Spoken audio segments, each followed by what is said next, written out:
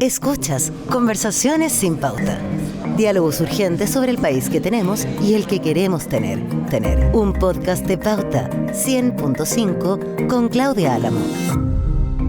Conversar es escucharnos y conversar también es mirar, es observar, es ser poroso para poder entender la realidad. Pero para eso a veces necesitamos estar informados o entrar, digamos, en el flujo del análisis político para poder entender mejor esos fenómenos. Y de eso queremos hablar y le agradecemos que esté con nosotros Pepe Out, analista político, analista electoral. ¿Qué más se puede decir? De entrar a navegar en estas aguas más oscuras, procelosas y a veces súper claras, pero realmente son más difíciles de leer. Es un experto. Muchas gracias, Pepe, por estar aquí. Encantado de estar contigo, Claudia. ¿En qué aguas estamos, Pepe? ¿En qué aguas? Estamos en aguas turbulentas. A veces pasamos por todo, desde aguas estancadas hasta marea y oleaje furioso. Porque quizás la característica principal sea la fluidez. Lo líquido. Lo líquido, como decía Bauman, sí. Claro.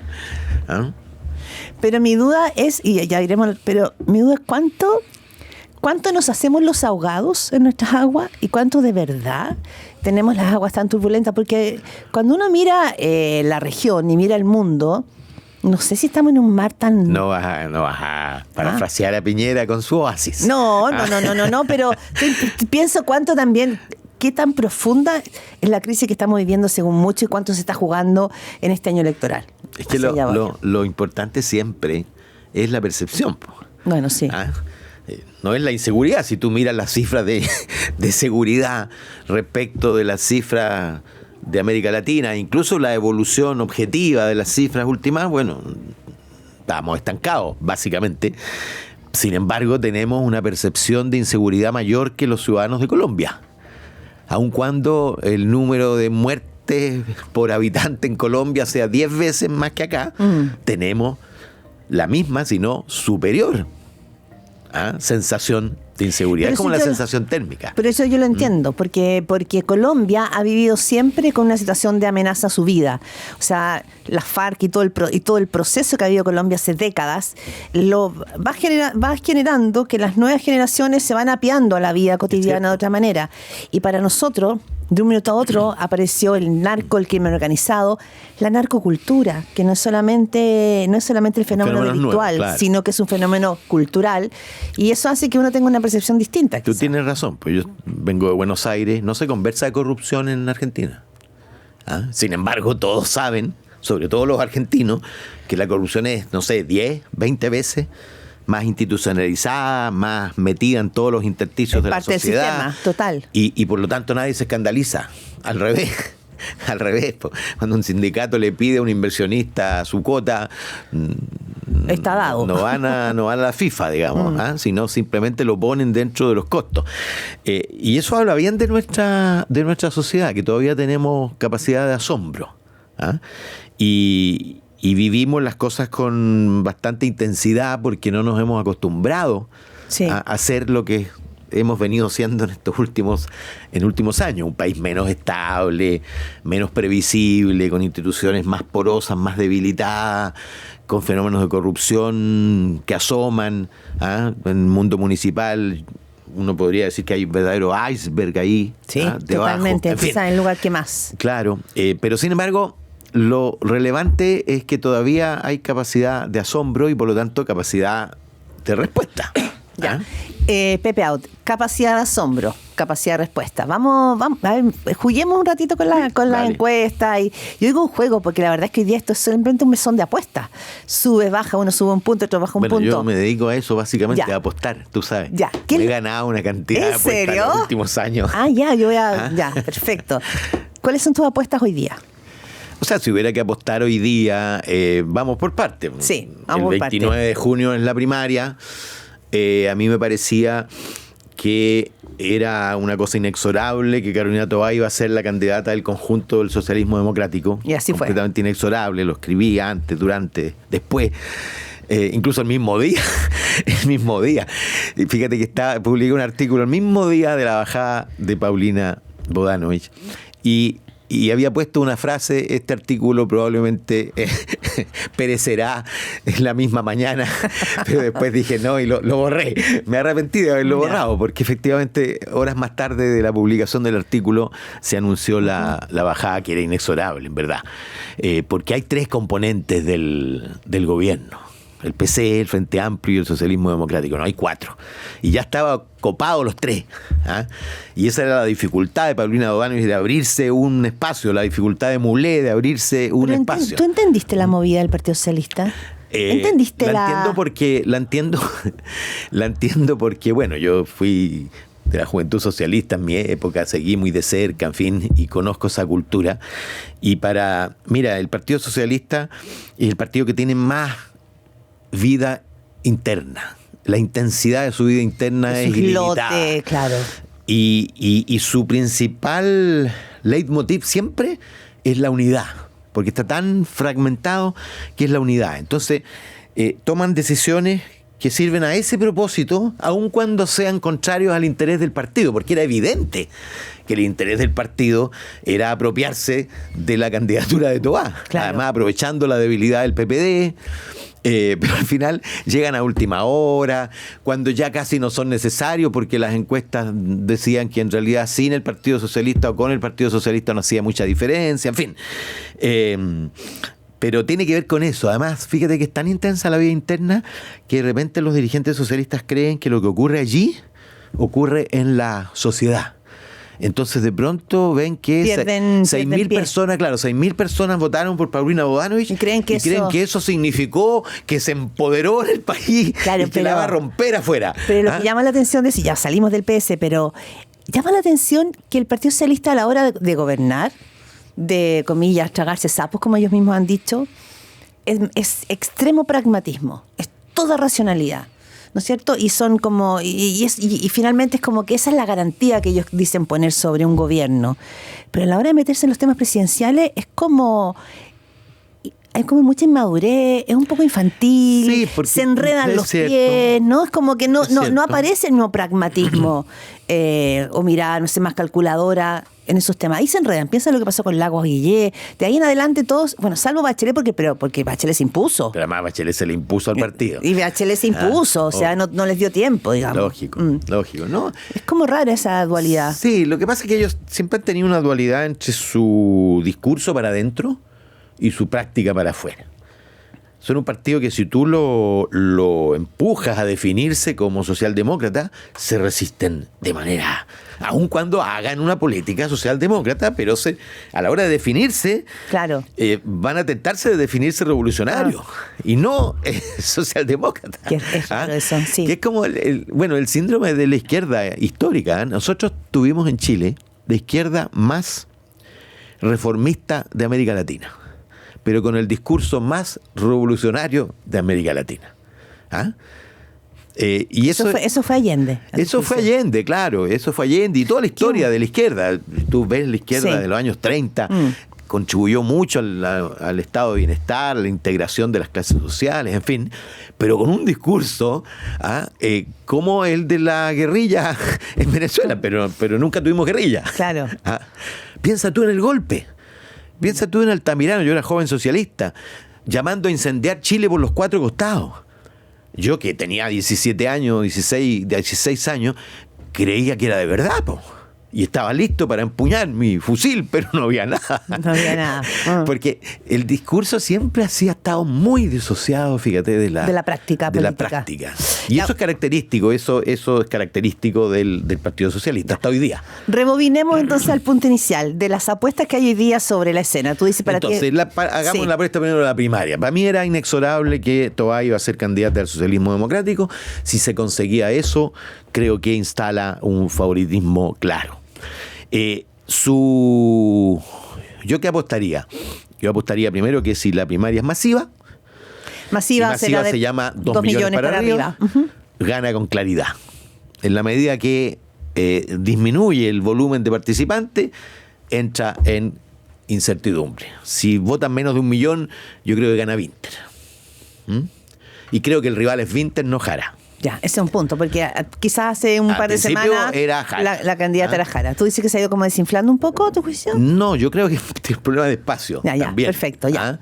Y claro, cuando hay 3 candidaturas y la cosa está politizada, en el fondo es el socialismo democrático, es el Partido Comunista y es el Frente Amplio. Entonces, más de 2 millones en la primaria del oficialismo, tú dices la vencedora, menos de 1 millón. Probablemente sea Gonzalo Vinter la figura. Ya, eso finalmente arma un escenario. Sí. ¿Y cuál es el escenario al frente? Que también se ha ido moviendo, salvo el Matei, que no se mueve. El escenario al frente, yo he apostado hace ya rato a que en la medida que tú te acercas al momento de la urna, las emergencias rupturistas, las innovaciones, el atractivo por el carisma, la simpatía, la políticamente incorrecto, todas esas cosas van cediendo paso a la gobernabilidad. Porque tú empezás a pensar, ¿le entrego o no le entrego las llaves de mi casa, o sea, del país, a este tipo, a esta tipa? Y yo apuesto a que Kast se va a poner, y ya está empezando a hacerlo, por encima de Kaiser. Y Kaiser va a estar sometido a la disyuntiva de trocar su posición presidencial en poder político y retirarse, o dar una candidatura testimonial, porque lo que va a ir pasando es que se va a ir achicando y Kast va a ir creciendo y le va a disputar a Evelyn Matei. Esto va a ser a 3 bandas. La disputa por el pasaje a segunda vuelta va a ser de todas maneras a 3 bandas.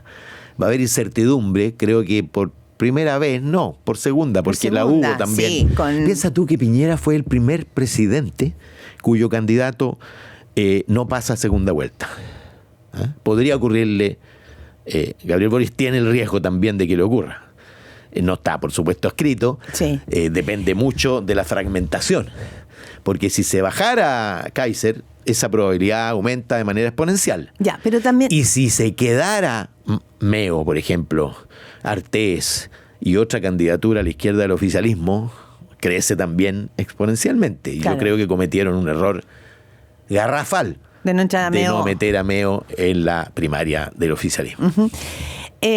Una cosa es como uno vea la planilla Excel respecto de la elección presidencial y de cómo se mueven los números.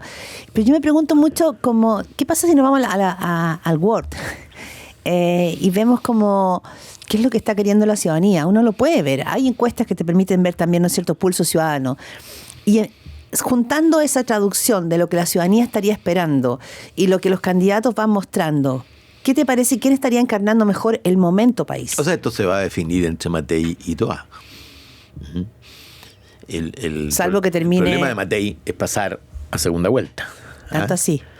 Claro, porque la segunda vuelta la tiene relativamente garantizada. Su tema es llegar a la segunda vuelta. Pero tan amenazante puede ser José Antonio Kast como para incluso poner ese interrogante. Claro que sí, porque si creciera como tiene que hacerlo la candidatura de centro izquierda, ocurriera todo esto, ganara con 2,5 millones, 3 millones de votantes, ganara con 50% de los votos, es decir, sobre 1 millón de votos, obviamente se fortalecería. Si no lograran convencer a Meo de que guarde su 5 a 7% para la siguiente, si logran desarticular por la vía de la apertura de la lista parlamentaria los grupos que están a la izquierda del gobierno y no hay una candidatura fuerte a la izquierda que saque 4 o 5%,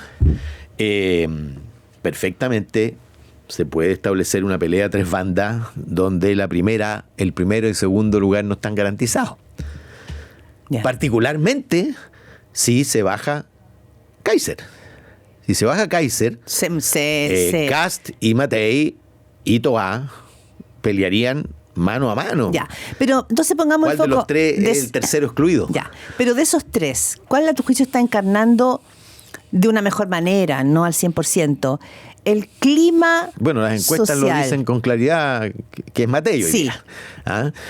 Creo que empieza a hacerlo un poquito más, también empieza a ganar terreno Toá, pero claro, tiene la mochila de que va a ser leída como la candidata de la continuidad, aun cuando no lo sea estrictamente, aun cuando, por supuesto, le ponga énfasis a la dimensión de cambio que ella representa. No es Gabriel Boric, no es el Frente Amplio, evidentemente, Pero es difícil ser la candidata de un gobierno que tiene el doble de rechazo que de aprobación.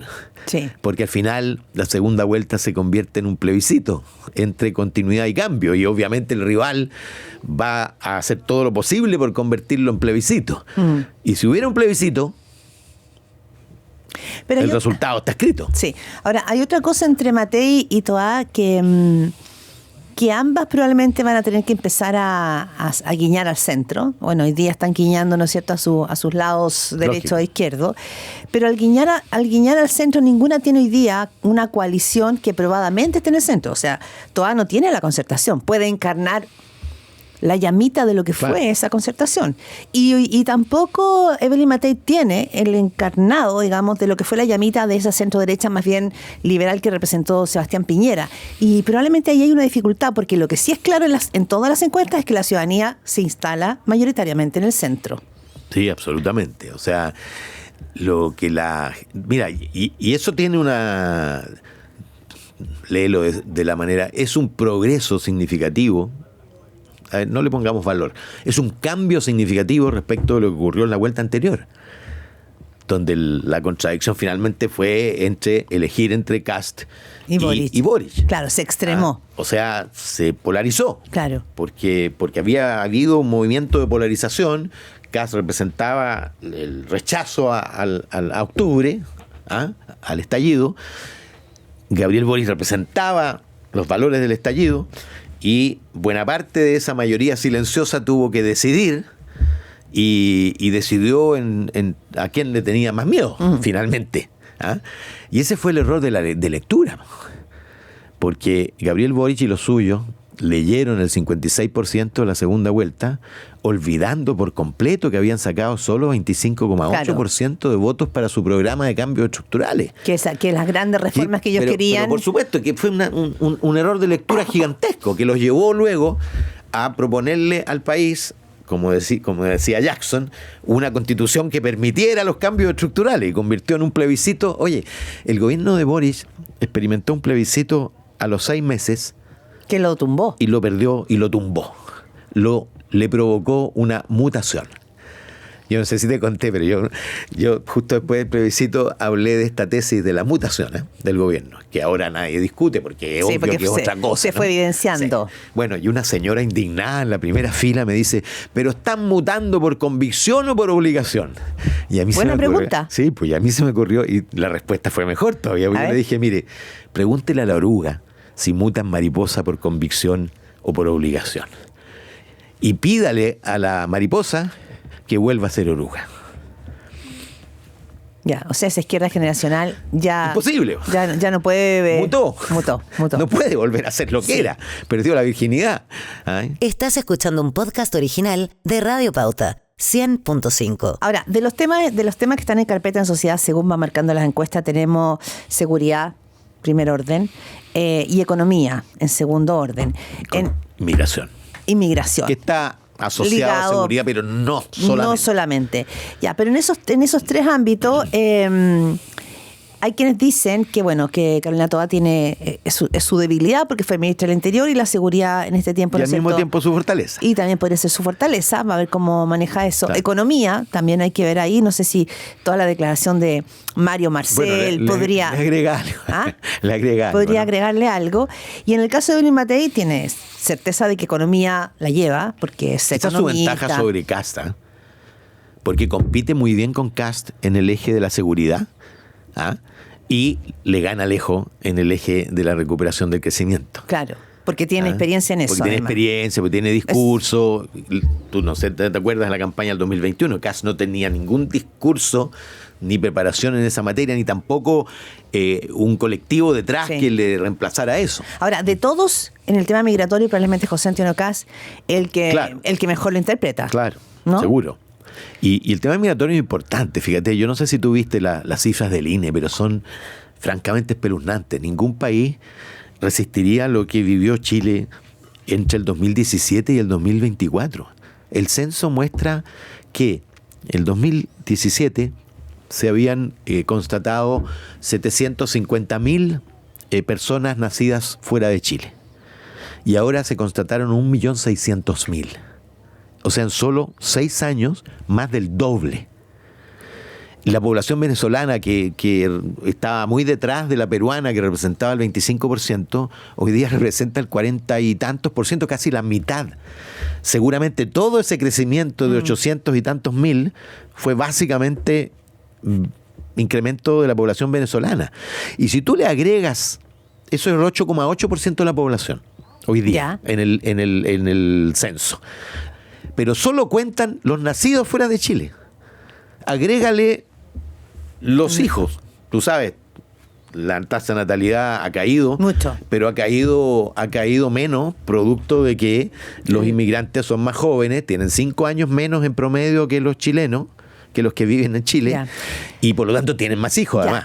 Ya, pero interesante, Pepe, ¿por qué tú haces el punto ahí? Porque en el fondo el discurso puede ser mano dura, pero por otra parte la realidad te muestra que son mundos que no vas a poder, como dice, desgajar, porque están ya instalados. Obvio, porque si es el 8,8, agrégale los niños, debe ser 12, 13, 14% de inmigrantes o hijos de inmigrantes. O sea, ya estamos en un Chile nuevo.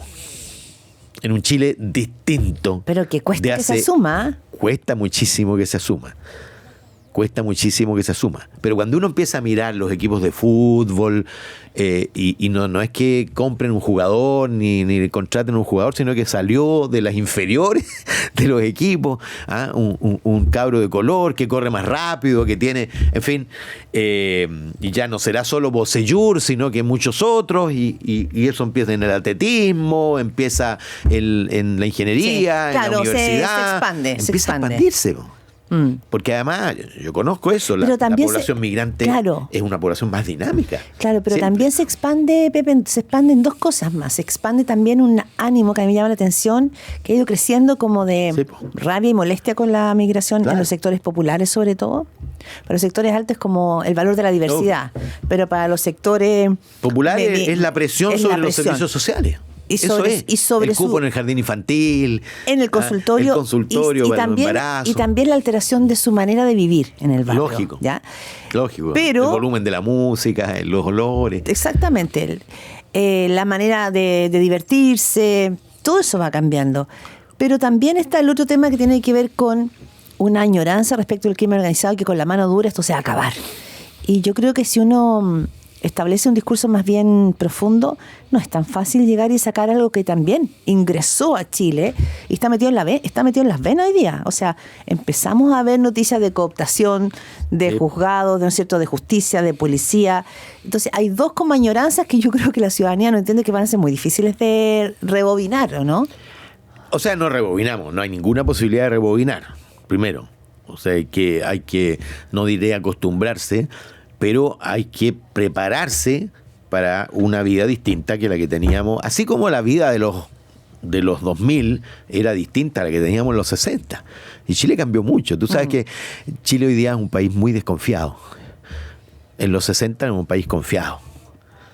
Fíjate que hay una encuesta de América Latina comparativa en que me preguntan si tú le dejarías la llave al vecino cuando te vas de vacaciones. La tasa más baja de respuesta positiva a esa pregunta la tiene Chile. O sea, en Argentina muy lejos. La cercanía, el conocimiento entre los vecinos, la vida barrial. Porque hay vida de barrio. Obvio. Claro. Pero eso se destruyó en Chile. Y no ha habido esfuerzos de reconstrucción de eso. Y claro, la llegada de alguien distinto profundiza ese fenómeno. Pero está el anhelo, tú dices, difícil rebobinar, pero muchos dirán, bueno, pero en economía Javier Milei hizo un frenazo y un ajuste de cinturón importante que podría ser una alternativa, y en el caso de Donald Trump, de Bukele, hay ejemplos en los cuales con mano dura y sacando, expulsando. O sea, el caso de Donald Trump de ninguna manera. Ha tenido menos expulsiones de migrantes que las que hubo en promedio durante Biden. Pero tú sabes que hoy día estamos con un discurso que una cosa son los números y la realidad, y otras cosas son... Con un discurso, claro, pero puro discurso. Sí. Es puro discurso. Y cuando pase el año lo que va a quedar de los aranceles, la inflación. De hecho, ya empezó a tener más rechazo que aprobación. Casi todas las medidas de Trump incluso las duras en relación a los inmigrantes, está mandando gente a Libia. Migrantes de no se sabe de qué país, a Libia, ¿ah? Que son países en condiciones de recibir o de meterlos los manda a El Salvador, en fin, no importa de qué país vengan, si no puede devolverlo a su país de origen. Porque esto es, tú tienes una demanda, pero cuando te la resuelven y lo ves resuelto de una manera extrema, dicen, no, pues no era lo que yo quería. Claro, no era así. Yo quería que me lo resolvieran, pero no de esa manera. O sea, no dejando al niño sin su mamá. ¿Ah? Que es una cosa dramática en Estados Unidos. No, y lo otro, claro, algunos minutos lo conversamos con Katia Araujo, que estuvo aquí en Conversaciones sin Pauta, como, sí, la ciudadanía puede decir que era mano dura, hasta que a su hijo, que tiene un tatuaje, lógico, ¿ya? Lo lleven detenido solo por estar tatuado, como pasa en El Salvador. Eso es lo más fuerte de El Salvador. Lo que más me ha impresionado de El Salvador es una señora que la entrevistan, y está llorando por su hijo detenido justamente por un tatuaje. Por aspecto, pero que al mismo tiempo está, pero puedo caminar tranquila. Sí. ¿Ah? Eso es lo brutal. Ahora, esa brutalidad se consigue en un escenario que está a leguas de distancia del nuestro. O sea, total. Cuando has topado fondo. Ya, rebobino, porque así son conversaciones sin pauta. Uno se va, ¿no es cierto? Eso es lo entretenido. Los argentinos llaman el divague, eso, que a mí me encanta, me resulta muy atractivo. José Antonio Cast va subiendo, y cuando uno habla como con gente cercana a él, te dice, mira, esto tiene que ver con que él conoce muy bien Chile, viaja mucho. O sea, probablemente todos los candidatos del que ya ha ido y vuelto a lo largo del país Entonces va recogiendo muy rápidamente una sensibilidad, unido a que en esta vuelta, a diferencia de la anterior, tiene un partido político instalado, es totalmente sistémico. ¿Qué tan complicada está Evelyn Matei? No te hablo de Toa, te hablo de José Antonio Cast. Yo creo que José Antonio Cast es un rival de fuste para Matei. ¿Ah? Y como tú dices, el diferencial que tenía la distancia se ha ido acortando. ¿Ah? El resultado municipal no es tan distinto, tiene una bancada, logró conformar una lista absorbiendo a Nacional Libertario y Social Cristiano, por lo tanto esa lista ahora, yo te digo, va a tener un resultado similar al de Chile Vamos, si es que no superior. ¿Ah? O sea, compite mano a mano. ¿Ah? Además, que Chile Vamos tiene Chile Vamos como siente que tiene el pájaro en la mano, ¿ah? Se pone, no se esfuerza. ¿Ah? ¿Tú encuentras que no se esfuerza? O sea, el desaguisado de las primarias es francamente un reflejo de la falta de esfuerzo y de planificación. En otras circunstancias, Longueira habría inscrito al Partido Demócrata. Él habría inscrito al Partido Demócrata para que Jimena Rincón pudiera ir a esa primaria. No, Longueira está vuelto loco porque considera que aquí es todo amateur. Y habrían planificado, en lugar de tener un emplazamiento ridículo, porque para bailar tango se necesitan 2 y para una ronda 3, y no había, les decían sistemáticamente que no y hacían como que sí, la negación, en lugar de dedicarse a construir la primaria posible, y le dejaron la posibilidad de recuperarse al oficialismo en una primaria que de todas maneras va a ser millonaria. ¿Sabes qué porcentaje en la encuesta Criteria recién, y he visto otras, dice que está decidido a votar en la primaria? 29%. ¿Y sabes qué? Más o menos cerca del 50% de quienes están con el gobierno dicen que van a ir a votar en la primaria. Pero el 25% de quienes no están con el gobierno dicen que van a ir a votar en la primaria. Ergo, esa gente habría, si ven la papeleta Matei, habría votado Matei. Y a ellos los inmovilizó el temor. Mira, es que la derecha tiene aversión al riesgo. Porque cuando no debería. O sea, a estas alturas, francamente, en este momento social, en todas las encuestas, la identificación con la derecha es superior a la identificación con la izquierda. Totalmente. Cuando las elecciones se juegan en el plano de la igualdad y la justicia social, gana la izquierda, pero cuando las elecciones se juegan en la economía y en la seguridad, tiende a ganar la derecha. Claro, o sea, los vientos están a su favor. Obvio.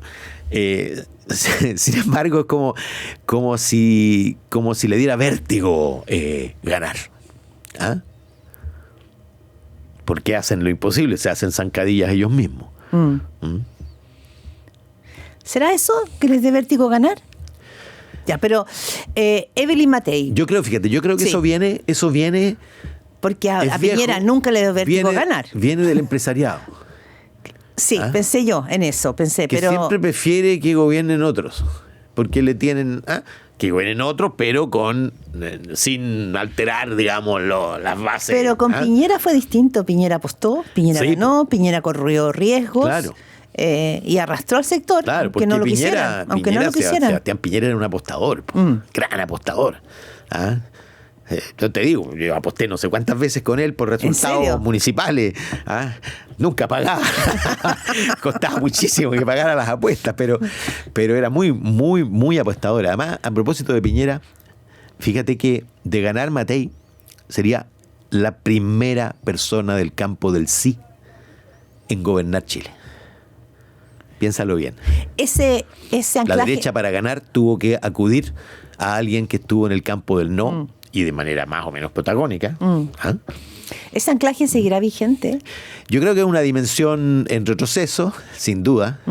De repente asoma. Matei ayudó a que asomara. Y es como la zona de confort de la izquierda. Pero la elección no se va a jugar ahí. Última Primero, pregunta. oye, más de 2/3 de los electores. Son jóvenes. No ya. estuvo. No estuvo, sí. No estuvo. Me acuerdo esa cifra, la decía Pato Fernández cuando fueron los 50 años. Última pregunta. Hay quienes dicen, sobre todo cercanos a Evelyn Matei, que lo que sí puede revivirse o reanimarse es el 62% que rechazó la Constitución. O sea, que ese mundo que estuvo en contra del primer proceso constituyente podría ser hoy día el caudal de votos donde la derecha, o Chile Vamos, podría pararse. ¿Tú crees que el acepto y el rechazo es un eje para la ciudadanía? Yo escribí un artículo al día siguiente diciendo que esta era la segunda elección, porque mira, el eje del sí y no informó y explicó casi todas las elecciones hasta el plebiscito de entrada, donde una parte del sí se unió con el no para decir entremos a un proceso constituyente. Y luego se volvió a quebrar o se consolidó el quiebre en el plebiscito de salida, cuando una parte del no, junto con los del sí, rechazaron la reforma constitucional. La constitución refundacional. Y yo escribí una tesis diciendo, mira, es posible que entren en disputa estos dos ejes para ver cuáles son los dominantes, y tiendo a pensar que este va a terminar reemplazando al otro, pero creo que no ocurrió. Creo que estamos frente a elecciones sin eje estructurante, más que el reemplazo del eje sí, no, por el eje. Y el rechazo. Yo creo que era menos profundo. Fue como un desvarío. La gente lee como un desvarío los últimos, desde el 2019 al 2021. Una especie de paseo. Como de locura. De locura por un lado, para unos, en fin. Pero en realidad nos volvimos un poco locos desde el 2019 en adelante. Eso es lo que piensa la mayoría de la Sí, gente. sí. Que Chile como que se descentró, pero piensan y sienten y quieren que las cosas vuelvan a un curso. A su curso. Y de alguna manera, bueno, eso es lo que hace que nadie tiene hoy día un discurso octubrista. No, pues. Y no hay y los candidatos como de los extremos no parecen estar. Y al punto de que los más extremistas de derecha llaman octubrista a Alfredo Moreno y las propuestas de la Comisión de Paz y Entendimiento. Claro, si estamos ahí es porque ya no es. Que vistas desde octubre son, pero amarilla pato.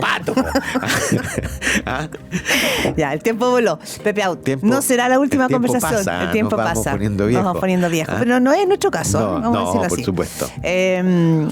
vendrán más conversaciones sin pauta, Pepe Out, porque vienen tiempos electorales y te quiero tener aquí porque está bueno ir mirando más allá de las cifras. Ok. Muy agradecida. Lo agradecen también nuestros auditores. Los mexicanos dicen eso, agradecido. Agradecida, me encanta esa palabra. Sí. Muchas gracias. Chao. Esto fue Conversaciones sin pauta. Diálogos urgentes sobre el país que tenemos y el que queremos tener. Con Claudia Álamo.